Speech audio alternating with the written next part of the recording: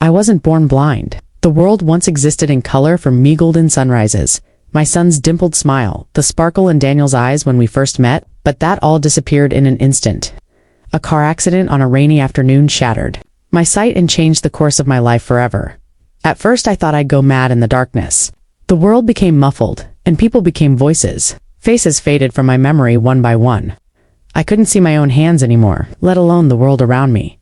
But Daniel was my rock. He bathed me, fed me, held my hand when I cried. He promised me, as long as I'm alive, you'll never be alone. And I believed him. We had been married for over 30 years when the accident happened. What reason did I have to doubt the man I once saw give up meat just because I wanted to go vegetarian for a month? For the first few years, my son Ryan visited often. He'd guide my hand across my knitting needles and chuckle when I messed up. The pattern. But when he married Grace, those visits changed, became shorter, less frequent. Sometimes he wouldn't come in at all, just drop off groceries or leave without saying hello. I blamed the shift on marriage. He's building a new life, I told myself. That's what children do. And Grace. She was sweet at first, soft-spoken, always offering tea, but in time, her tone sharpened. Her greetings got colder. Still, I smiled and thanked her, because I couldn't see what was really happening.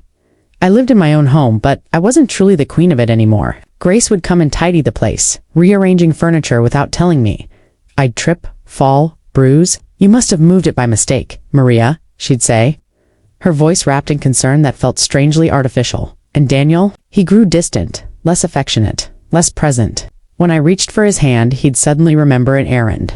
When I tried to talk, he'd pretend to be on the phone or slip out of the room. But I had no evidence, no proof. Only shadows of suspicion forming in the corner of my mind. Sometimes at night, I'd hear whispers in the living room. Grace's voice. Daniel's too. I assumed they were discussing Ryan, maybe finances, maybe my health, but once, just once, I heard something else. Soft laughter. Not casual, intimate. And then a door closing quickly. 10 years passed in that fog. Then, one day, a miracle. A new doctor, a new specialist, a new hope. It's a long shot, Dr. Dorsey warned, but there's a chance we can restore your sight with this procedure. I hesitated. After a decade in darkness, could I handle the light again? What if it didn't work? Or worse, what if it did? And I saw a world that had left me behind. Still, Daniel urged me to go through with it. Strangely enthusiastic, even. Of course you should do it, he said, patting my shoulder. We all want to see you happy? So I said yes. The surgery date came quickly. I remember being wheeled into the operating room, clutching the nurse's hand. Do you think I'll see again? I asked. I hope so, she whispered, but no matter. What? You're brave for trying. The last thing I remember was the cool sting of anesthesia. Then blackness again. But this time, it wasn't permanent. I woke up in recovery hours later, my head pounding and my eyes wrapped in thick gauze. You'll need to keep the bandages on for at least a week, Dr. Dorsey said. Then we'll remove them and see how your vision responds. That week dragged on. I counted the minutes, replayed my entire life in my head, imagined what Daniel and Grace would look like now. I wondered if Ryan would be there when I opened my eyes. I prayed he would.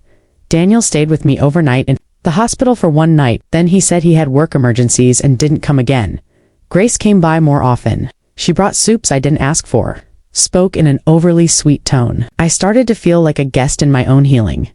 The day finally arrived, I sat on the edge of the hospital bed, my heart thundering as the nurse slowly peeled away the gauze. Light burst into my skull like a bolt of lightning. I flinched, covered my eyes. Give it time, the nurse said gently. Let them adjust. I did dot and then dash colors, dot shapes. The blurry silhouette of the nurse became clearer, sharper. Until I saw her smile. I can see you, I gasped, tears springing to my eyes. I can see you. She squeezed my hand. Dr. Dorsey entered and ran. A few tests, it's a miracle, he said. We weren't sure this would work, but you've got at least 80% vision restored. With therapy, it might improve even more. I sobbed. 10 years of darkness, dash gone. 10 years of dependency, dash lifted. I called Daniel. He didn't answer. I called Grace. She sent a text. Congratulations, that's amazing. We'll come pick you up tomorrow. Tomorrow? Why not today? I didn't ask. I went home with a hospital car service instead that night. In my own house again, I sat alone. I looked around at the living room. It was different from how I remembered. Colder, less color. Like no one had tried to keep it warm. I looked at photos on the shelf. Some had me in them. Most didn't. I walked down the hall into the bedroom. The bed was made, but the closet doors were half open. Something felt off. Then I noticed a small camera tucked in the corner. One of those smart security cams Daniel had supposedly installed for safety, but it was facing the living room, not the door. I knew how to check the app. Daniel had once taught me how to do it. Back when I was trying to be more independent. I pulled out my phone, clicked into the app, and replayed the most recent footage. At 2 p.m., Grace entered the house. At 2:07 p.m., Daniel followed. At 2:10 p.m., they laughed. At 2:12 p.m., he placed his hand on her waist. At 2:15 p.m., she kissed him. Not a polite kiss, not a family kiss. A kiss meant for lovers. And then she leaned into his chest, and he pulled her close. They sat on the couch, whispered. She rested her head on his shoulder. My hands trembled. I didn't cry. Not yet. I sat back, stared at the screen. Then, I pressed rewind, and watched again. For 10 years, I was blind to the betrayal right in front of me. I had trusted Daniel, welcomed Grace, and blamed myself for the distance in our home. But now that I could see, I knew the truth was even uglier than the darkness I'd lived in, and what I did next would decide everything. The betrayal played on repeat in my mind all night. Daniel, my husband of over 3 decades, Grace, my daughter-in-law, my son's wife, the woman I treated like a daughter whom I trusted to care for me when I couldn't even see my own reflection. And there they were, wrapped in each other's arms in my living room, like they hadn't just shattered everything sacred. I didn't sleep. I didn't cry. I simply watched the footage again and again and again. Each time, something inside me hardened. The woman I used to be blind, patient, trusting, was gone. Now I could see, and I was not going to pretend I didn't. The next morning, I dressed carefully. A pale lavender blouse, slacks, low heels. I applied lipstick for the first time in a decade. I stood before the mirror and saw a woman, reborn, not young, not fragile, but clear-eyed and resolute. At exactly 10 a.m., the front door opened. Maria Grace's voice sang sweetly. "We're here." I sat in the kitchen, sipping tea. Calm. Daniel followed her in, carrying a bag of fruit. "How's my girl?" he said. I turned my head slowly, letting them both see my face. My seeing face. "I'm well," I said, setting my cup down. "And I can see you now." Grace blinked, confused. "Oh, that's amazing, isn't it?" "Daniel," he smiled too quickly. "Wonderful. You must be thrilled." I nodded. "Yes, thrilled." Grace walked toward me. "You look incredible." I didn't move, do I? I wasn't sure. I haven't had anyone close to give honest opinions, just whispers in the dark. They paused. A flicker of unease crossed Daniel's face. He looked at Grace, who suddenly seemed unsure of herself. "I watched the security footage last night," I said, cutting through the silence like a knife. Neither of them spoke. "You know the camera in the corner of the living room?" I remembered how to access it. "You must have forgotten it was even there." Still silence. "Or maybe you thought I'd never see again." Daniel paled. Grace looked down at her shoes. "You want to explain?" I said, folding my hands. "Or should I?" Daniel stepped forward.